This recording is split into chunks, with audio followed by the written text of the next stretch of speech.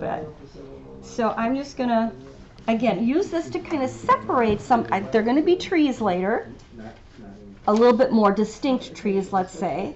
So I'm just going to come in and kind of, again, give a little variation, and it's neutralizing quite nicely with some of them. Is that the blue again? Yep, the cerulean blue. And I really thinned it out quite a bit, so it wouldn't be too powerful. But then along this edge, you can see on this one and this one how much darker it is along the edge. So I'm going to get that started as well. So I'm going to grab the blue, and I'm just going to go along this edge. And I just don't want it to look like a line along that edge. I'm going to vary it. Maybe it looks like a bunch of trees back there. Good, that's what it's supposed to look like. Then I'm on target. Now I went back into this mixture with the red and the orange. And now let's go back in with the blue mixture.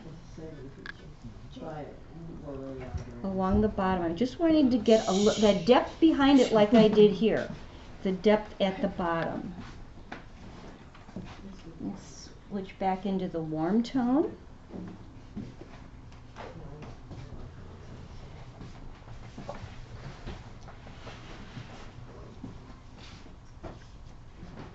Okay, so I'm kind of happy with that. I'm just, I think, well, now this area right here, see how that dried kind of odd? It's drier here and I had wet paint there. So I'm going to just, with fresh water, I'm going to lose that edge so it's soft edgy. And over here, maybe that's going to be the edge of a tree with darkness behind it. So I'm going to let that be. And I'm going to come down into some of these areas and start opening it up. See, that's like a rounded tree right there. Come into it with a little bit. And I'm still using that number 10 brush.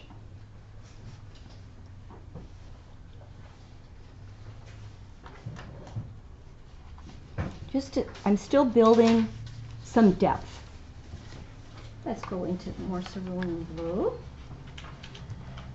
Again, thin, but at this point I don't want it to be too globby of moisture on my brush or it'll create a burst, which wouldn't be the worst thing. Might be kind of interesting to have it.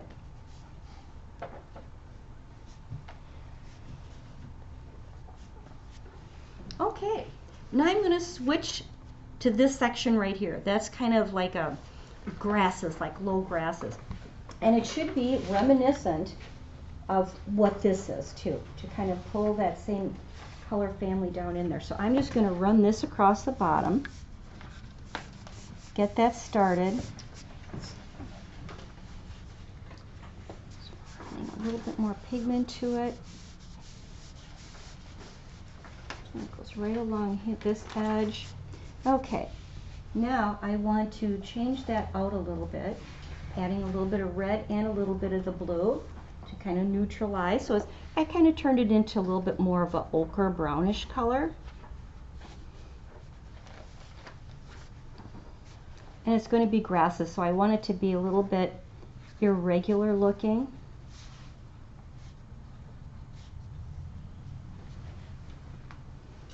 And I think I need to have it a little bit more potent color towards the bottom.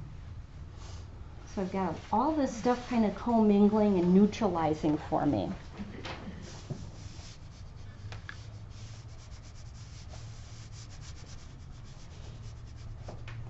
And it's all wet on wet at this stage.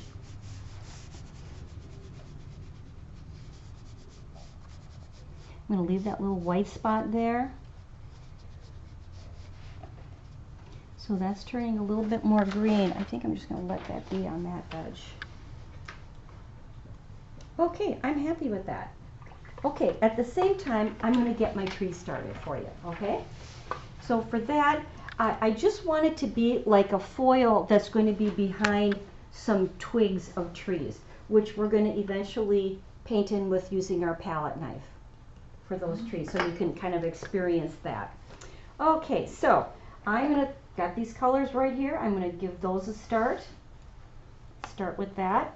But I want this to be very irregular, and if I'm a little bit more dry brushy, I can do that. I can achieve that. So I always like to start with my lightest colors, pale value, yellows, the palest I have.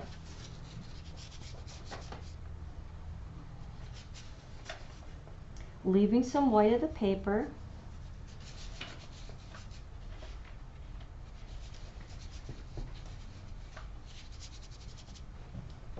So I'm gonna hold that up so you can see how messy it is. See, it's just really messy. I'm taking my brush and I'm kind of scrubbing it up.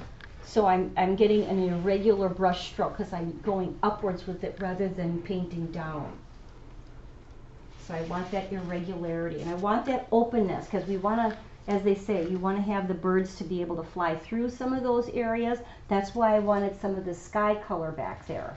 Why we forgot that that was there, because we don't want that to be totally solid. So now let's add a little bit of that, ooh, too much, a little bit of the red to it. I gotta temper that with some more gold. Way too dark, gotta add more water to it to thin it out. Okay, so now this too, I'm gonna scumble, leave some areas open. Use all different sides of the brush. See how I'm just being real messy with it.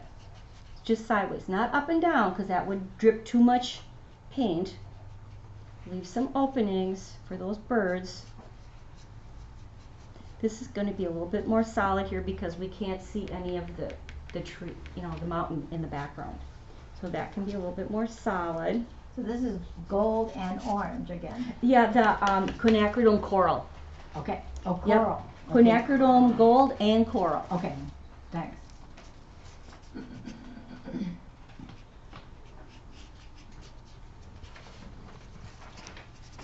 Okay, that's looking good, and it's really nice with that as well. And it's still using that same color family what we put up in the sky. Okay, well, I've got green in that one and I've got green in here, but I'm going to start with that cerulean blue again. It's amazing how, if you stick with the same color families throughout the whole painting, how much variety you can get just because of how they're getting mixed together. See, I don't want to get that green too close to that because it would look too similar.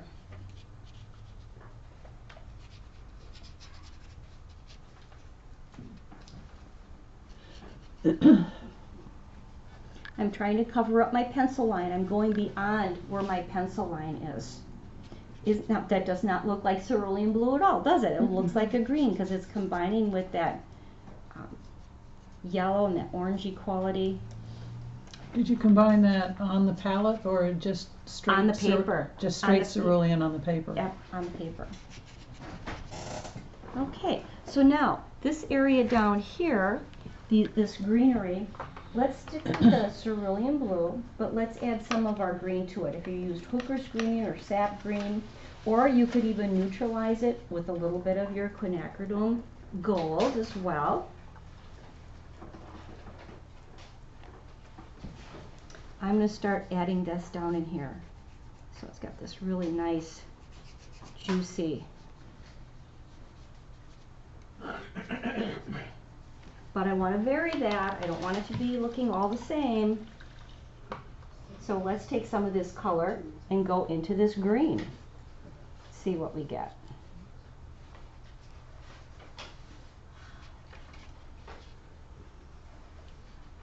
And let's start to come down into the land.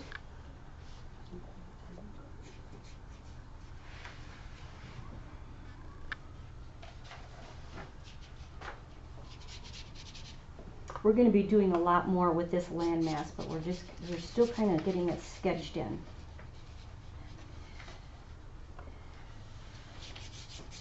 I forced a burst right there.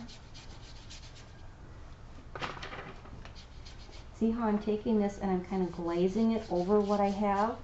Let's take a bigger brush.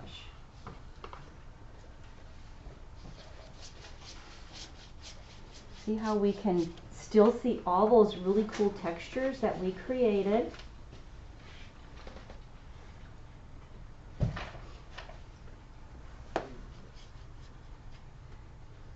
because they're under there and it's all transparent.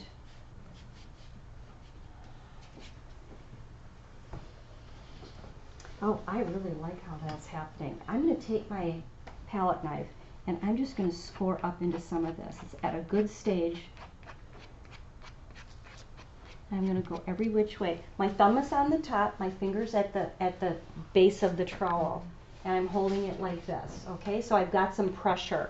So at this dryness that it's at, it gives me a good opportunity to kind of create some grasses.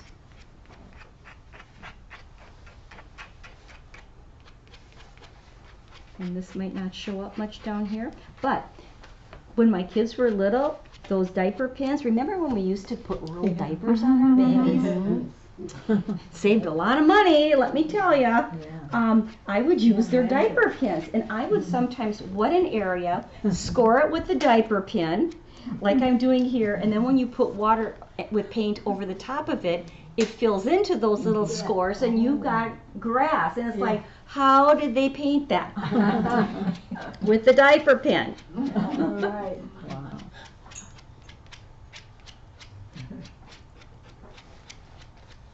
So I've got some nice scores in here. I don't think I've got this in these, but I just thought it might be a fun thing to add. Okay, now let's add a little bit more paint to that and get it to fall into what I just scored. Look at how that falls right into the scored area, and they become dark now rather than taking it away like I did here. Now it gets dark. I've seen people sign their paintings like that too. Just use a pen that's got no ink in it anymore, like a ballpoint pen that doesn't work, and sign their name. And then when they do the wash, the color seeps into. That's a great idea. It's really a good idea. Yes, thanks for sharing that. That's a good one. See, we all learn from each other. So I'm just going into that darker blue that I had up in this area. While this is still kind of wet here, just kind of giving this another little base. And it also is kind of looking like a little bit of a shadow area as well. So I might do fan brushing over that later for you as well. So at this point, let me recap verbally. Going on the dry paper, starting with the yellow, adding some of the red, and then adding some of the blue, kind of giving that volume, leaving some white areas. We're going to do negative painting in there later. Skipping, leaving this the dry, wet dam, let's say, and then getting some other color down in through here. It's going to be grasses, starting with our brush, going up with it, getting very irregular, leaving some of it open.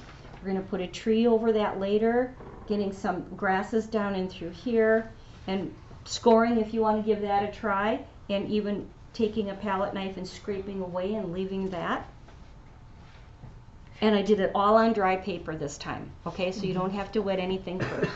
But make sure everything is dry, you know, make sure this is all dry up here, the last thing we did. And I'm still saving that because I needed this to get dry before I do that.